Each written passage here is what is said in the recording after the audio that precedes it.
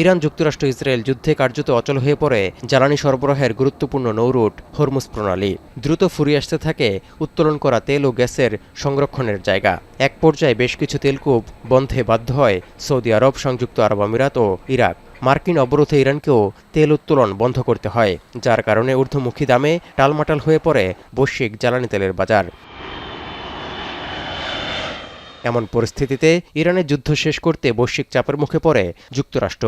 তবে তেহরানকে কোনো কিছুতেই যখন বাগে আনা যাচ্ছিল না, তখন মার্কিন প্রেসিডেন্ট ডোনাল্ড ট্রাম্প বেশ কয়েকবার ভয় দেখান যে উত্তোলন বন্ধ থাকলে মধ্যপ্রাচ্যের তেলখনিগুলোই ভয়াবহ বিস্ফোরণ হতে পারে এবং স্থায়ী ক্ষতি হতে পারে।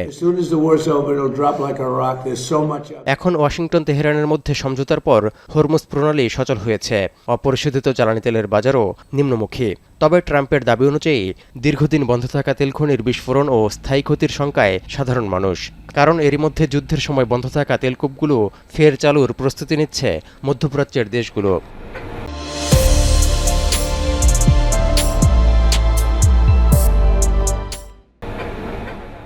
বিশেষজ্ঞদের দেয়া তথ্য অনুযায়ী তেলকূপ বন্ধ থাকলে ভূগর্ভস্থ চাপের ভারসাম্যে পরিবর্তন আসতে পারে।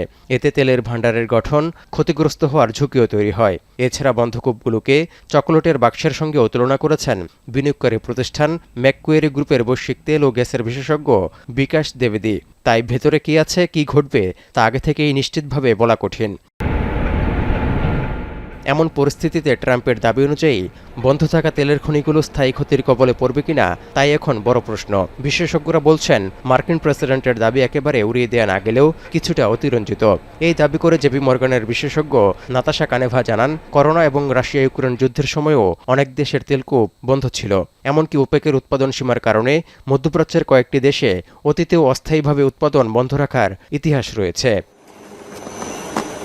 এই অবস্থায় আশঙ্কার চেয়ে বরং ভালো কিছু হওয়ার সম্ভাবনাই দেখছেন বিশেষজ্ঞরা। কারণ অনেক ক্ষেত্রে উৎপাদন বন্ধ থাকার পর আগের তুলনায় বেশি তেল উত্তোলন সম্ভব হয়। তবে সুইচ টিপ দিয়ে ঘরের লাইট ফ্যান অন অফের মতো অপরিশোধিত তেল উত্তোলন বন্ধ বা চালুর প্রক্রিয়াটি সহজ নয়। কয়েকদিনের পরিকল্পনা ও পর্যবেক্ষণের প্রয়োজন হয়। সব মিলিয়ে যুদ্ধ পরবর্তী এই অধ্যায়ের শেষটা ট্রাম্পের দাবি অনুযায়ী নাটকীয় বিস্ফোরণের মধ্য দিয়ে নয়, বরং তেল খাতের বাস্তব পুনরুদ্ধারের মধ্য দিয়ে হওয়ার সম্ভাবনাই বেশি বলে মনে করছেন বিশেষজ্ঞরা। তৌহিদুর রহমান, এখন বিশ্ব।